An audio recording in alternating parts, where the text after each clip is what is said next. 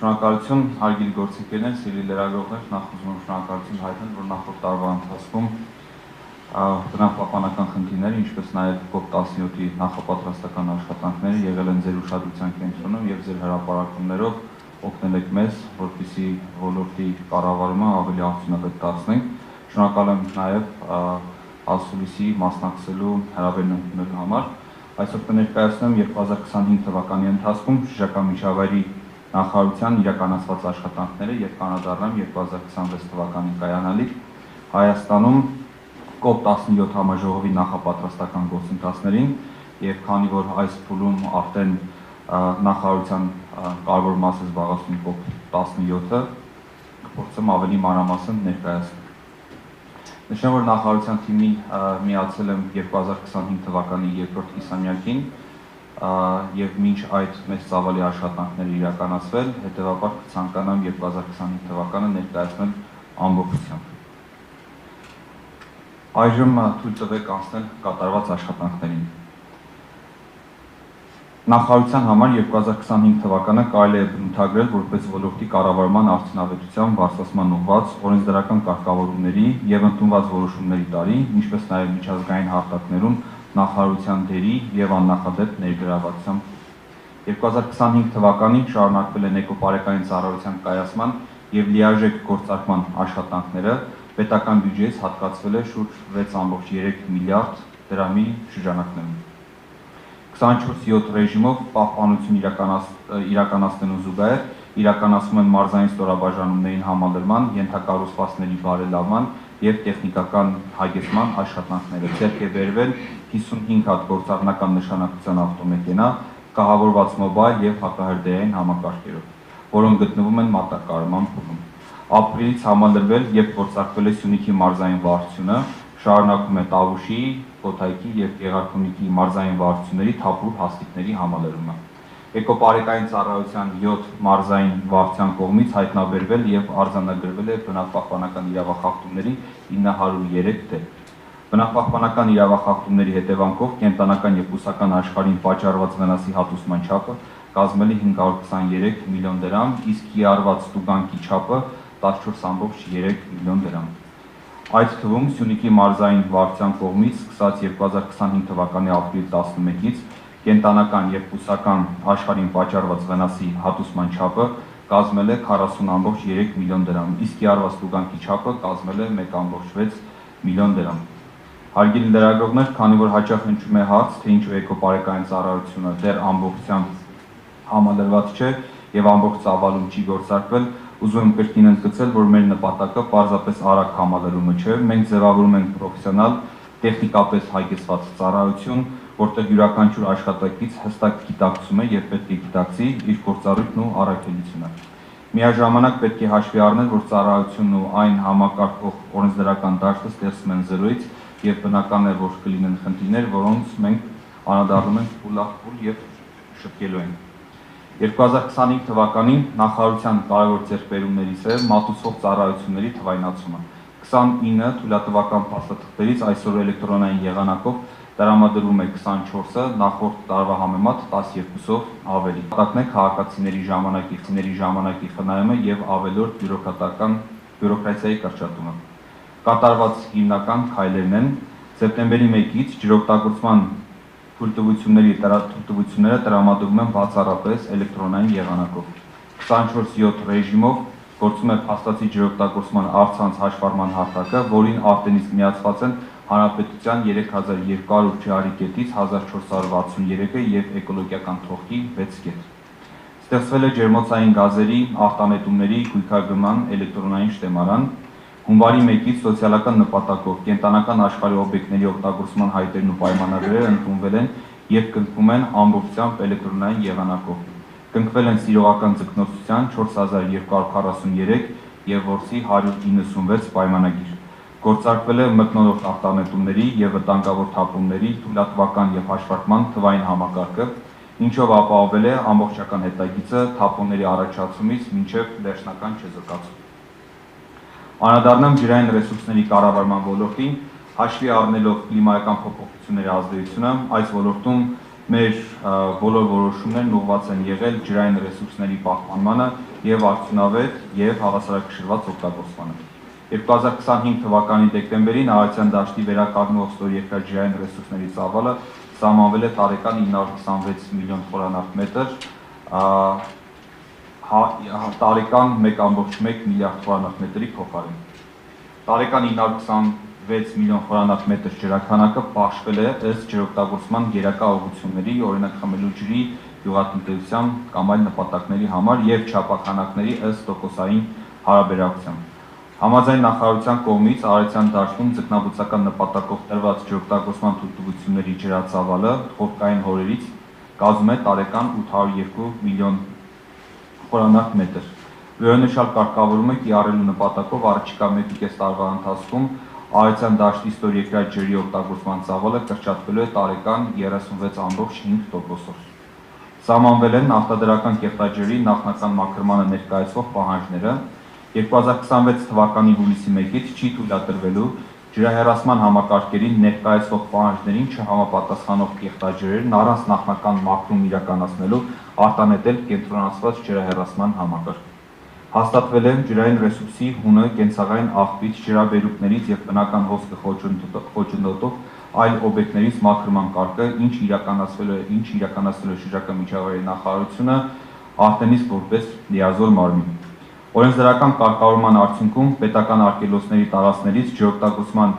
թույլատրությունների տրամադրումը կիրականացվի բացառապես այն դեպքերում, երբ ջրային ռեսուրսի օգտագործումը կենսական անհրաժեշտություն է հանդիսանում խմելու կենցաղային կամ ոռոգման համար եւ երբ այլընտրանքային ջրային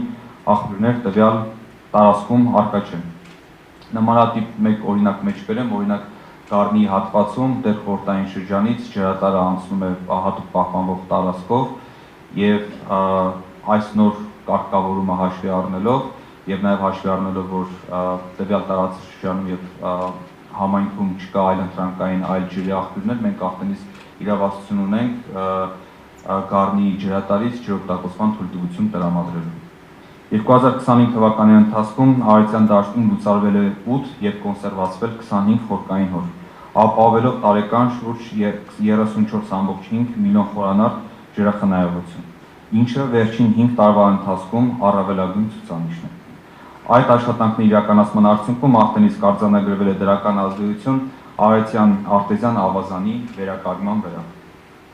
Անդրադառնամ Սևանա լճին։ Այսօրվա դրությամբ լճի մակարդակը կազմում է 1900.23 մետր։ Արփասևան ջրատարով լիճը տեղափոխվել 120 միլիոն խորանարդ մետր ջուր, 2024 թվականի համեմատ 64 միլիոն խորանարդ մետրով պակաս։ Շարունակում ենք լճի մոնիտորինգի տվյալների ճշգրտման աշխատանքները։ Առատնյա գոտում տեղադրվել է 1 ավտոմատ օդերուտաբանական կայան, արդիականացվել են ավազանի 2 հիդրոլոգիական դիտակետերը։ Կենսապաշարի կայուն օգտագործման նպատակով 2025 թվականին սահմանվել է Սիգի արդյունագործական որսի 1123 տոննա չափականակ, ինչը նախորդ տարվա համեմատ ավելի է 436 տոննայով։ Փաստացի որսվել է 1103 տոննա։ Վճարվել է շուրջ 72.5 միլիոն դրամ բնօգտագործման վճար, ինչը մոտ 64.4%-ով ավելի է նախորդ տարվա ցուցանիշից։ Վերանայվել են կենտրոնական աշխարհի օբյեկտների բնօգտագործման վճարի դեպքաչափերը։ 2026 թվականին դրանք բարձրացվել են մոտ 2 անգամ, իսկ Սիգի 1 կիլոգրամի համար մոտ 3 անգամ, մինչև 200 դրամ նախկին 65 դրամի փոխարեն։ Վճարումը իրականացում է ոչ թե փաստացի օգտագործման, այլ տրամադրված չափականակի հիման վրա։ Թվայնացման, Սիգի քվոտայի ավելացման եւ ապօրինի որսի կրճատման արդյունքում 2025 թվականին կենտրոնական ռեսուրսների օգտագործումից գեներացվել է շուրջ 134 միլիոն դրամ նախորդ տարվա համեմատ 24%-ով ավելի։ 2025 թվականի դրությամբ գործում է 6 հանրային լողափ, նշեմ, որ նախկինում պատվիրակված 2 պայմանագրեր մենք խզել ենք վարձակալների հետ, հաշվի առնելով, որ պայմանագրային պայմանները չեն պահպանվել իրենց կողմից։ Գիտեմ, որ Սևան ազգային պարկում իրականացվող օրինականացման եւ տարածքների վերադարձման գործընթացը մշտապես գտնվում է հանրության ուշադրության կենտրոնում, այդ պատճառով կարևոր եմ համարում ներկայացնել այդ ուղղությամբ կատարված աշխատանքների հիմնական ուղղությունները։ 2020-2025 թվականին լուծվել է 143 պայմանագիր ընդանուր 251 հեկտար տարածքով, որից միայն 2025 թվականին լուծվել է 33 պայմանագիր ընդանուր 79 հեկտար տարածքով։ 2021-2025 թվականին ապամոնտաժվել է 148 ապօրինի շենք, որից 2025-ին 61-ը փաստացի նախորդ տարվա ցուցանիշի համեմատ կրկնակի ավելի։ Պետք է նշեմ, որ շենք շինությունների ապամոնտաժման եւ Սևան ազգային պարկի տարածքների հետ վերադարձնելու հարցում սերտ համագործակցում են գլխավոր դատախազության, պաշտպանության նախարարության եւ թիմ գործընկերների հետ։ Բնության հատուկ պահպանող տարածքների եւ կենսաբազմազանության մասին ասեմ, որ աշխատանքներն իրականացում նաեւ Սևանալրջի կենսապաշարի վերականգնման ուղղությամբ, որին եւս կանադառնամ։ Սևանի իշխանի պաշարների վերականգնման նպատակով պետական բյուջեի ֆինանսավորմամբ շարունակվել են մանրաձգան բացթողման աշխատանքները, նախատեսված 500,000 հատի փոխարեն լիճ է բացթողնվել շուրջ 836,000 հատ ամառային եւ գեղարքունի ենթատեսակի մանրաձուկ, նախորդ տարվա 390,000 հատի դիմաց նորից փաստացի կրկնակի ավել կենսաբանական վերականգնում է տեղի ունեցել բացթողման շնորհիվ։ Սևանի կողակի բնական պաշարների վերականգնելու նպատակով հավաքագրել են 3000 ծնողական կազմ, որից ստացված մանրաձուկը 2027 թվականին բաց կթողնենք լիճ։ Իդեպ սա աննախադեպ գործընթաց է եւ նման եւս մեկ գործընթաց ենք սկսել։ Առաջին անգամ գետային էկոհամակարգերում արժեքավոր ձկնատեսակների վերարտադրության համար հավաքագրվել է կարմրախայտի 2500 հատ ծնողական կազմ, արհեստական վերարտադրությամբ ստացվել է 80,000 հատ մանրաձուկ, որից 50,000 հատը նախատեսվում է 2026 թվականին բաց թողնել Ձորագետի վերին հոսանքներում։ Շարունակում ենք նաև բնություն վերադարձնել անհետացած համարվող ազնվացեղ եղջերուներին, այս տարի բաց ենք թողել 9 առանձնյակ, արձանագրվել է նաև բնության մեջ առաջին ցակի ծնունդը, ինչը ցույց է տալիս, որ վերականգնման աշխատանքները արդյունք են տալիս, ներկայումս ազատ պայմաններում ապրում է 18 առանձնյակ։ Օգտվելով առիթից հարգելի լրագրողներ, ուզում ձեր ուշադրությունը հրավիրել եւ նաեւ հորդոր դիմել մեր քաղաքացիներին, որ բնակավայրերում, ճանապարհներում վայրի կենդանիներին հանդիպելիս պահպանել հեռավորություն, չմոտենալ, չկերակրել, խնդիրների դեպքում ահազանգել նախարարություն։ Ես կարծում եւ ավելի շուտ լինի ասել վստահ եմ, որ հաջողությամբ այս ծրագրերը շարունակելու պարագայում մենք նման դեպքեր ավելի շատ կարձանագրենք եւ վայրի կենդանիները հատկապես ծմբերային շրջաններում հնարավոր է մոտենան բնակավայրերին եւ հուսամ առաջիկայում սա մեր համար կդառնա սովորական երևույթ։